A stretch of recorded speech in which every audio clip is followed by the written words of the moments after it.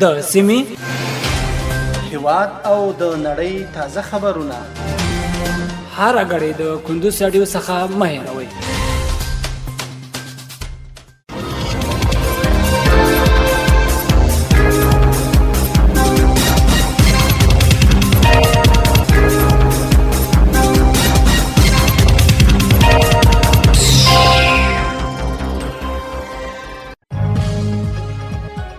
سلامونه د کندوز رادیو درنو اوریدونکو، ستړي مشي پام واړم د کندوز رادیو څخه د دې سات تازه او مهم وروستي خبرونه ته.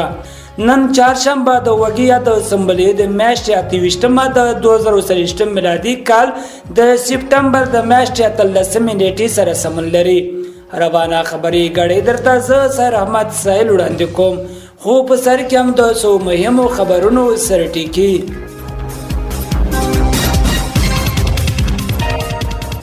بلکې د نه کوچنی بندونو د جوړولو چارې بشپړې شوې.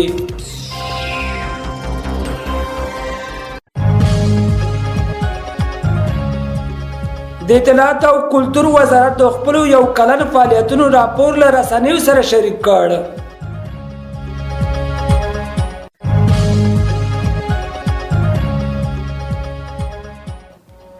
په بغلان کې د کورش اوم پړاو سیالي پای ته ورسېدې.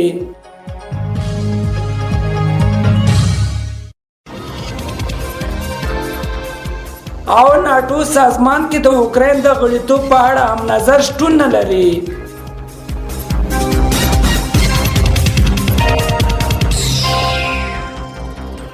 اوس هم بشپړ خبرونه. بلکې د نه کوچنیو بندونو د جوړولو چارې بشپړې شوې.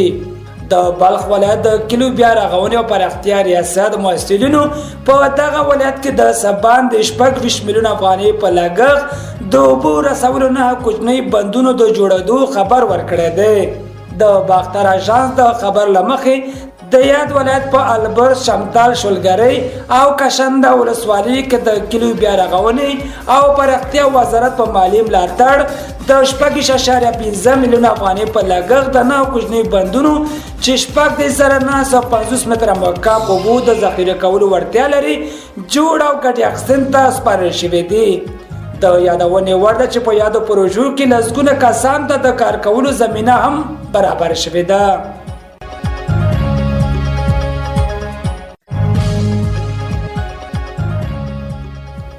د اطلاعات او کلتور وزارت د خپل یو کلن فعالیتونو راپور رسنیو سره شریک کړ. د اماراتي ادارو د یو کلن لاسته راوړنو د تشریح پروګرام په لړ کې پرون د اطلاعات او کلتور وزارت چارواکو د خپل یو کلن لاسته راوړنو راپور رسنیز کړ. د یاد وزارت د ګرځندوی مالی او اداري معین مولوي قدرت الله جمال په یاد غونډه کې وویل چې تیر کال شاوخوا 9000 بهراني او شاوخوا 9 میلیونه کورنۍ سیلانیانو د افغانستان له تفریح او تاریخي سیمو څخه لیدنه ترسره کړې ده. جمال زیاته کړه چې د اطلاعات او کلتور وزارت غواړي د سیلانیانو لپاره د اسانتیا او رامنځته کولو په موخه په ځاځي، اریوب، کاپیسا، نورستان او غور ولایتونو کې معیاري هوټلونه جوړ کړي چې دمګړی کارونه په ښه توګه دوام لري.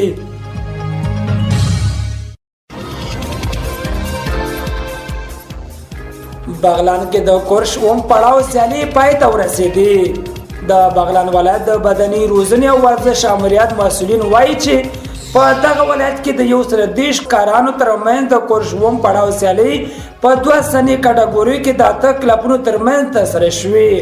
د یاد ولایت د بدني روزنې او ورزش امر قاری محمد امیر امیری باختر اژانس ته وویل چې دا لوبې د بغلان د بدني روزنې او ورزش امریت په همغږۍ د کورش فدراسیون له لوري د ځوانانو او لویانو په 2 سنه کټګوري کې ترسره شوې چې د 8 کلبونو 130 لوبغاړي پکې ګډون کړي وو.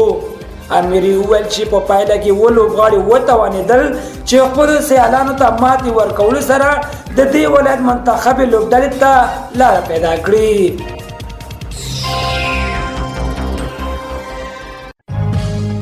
او ناټو سازمان د اوکراین د غړیتوب په اړه هم نظر شتون نه لري. د ناټو عمومي منشي ینس سټولبرګ وایي چې دغه سازمان غړي په ناټو کې د اوکراین د غړیتوب په اړه هم نظر نه دی او تر څو چې له روسیې سره په مخامخ جګړه کې ښکیل دغه هېواد د ناټو غړي نشي د سولې ټینګښت امکان نه لري.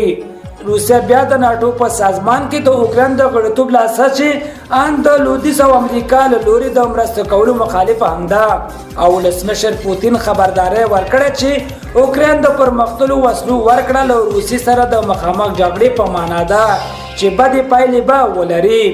دا په داسې حال کې ده چې برتانیې، امریکا، جرمني او ځینې نور هېوادونو اوکراین د روسیې پر ضد له لرې واټن ویشتونکو وسلو څخه د استفادې اجازه نه ورکول کیږي.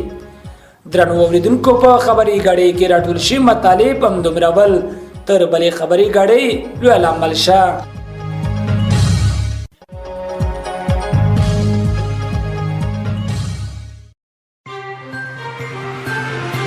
د سیمې، هیواد او د نړۍ تازه خبرونه هر غړي د کندوز رادیو څخه مه هېروئ.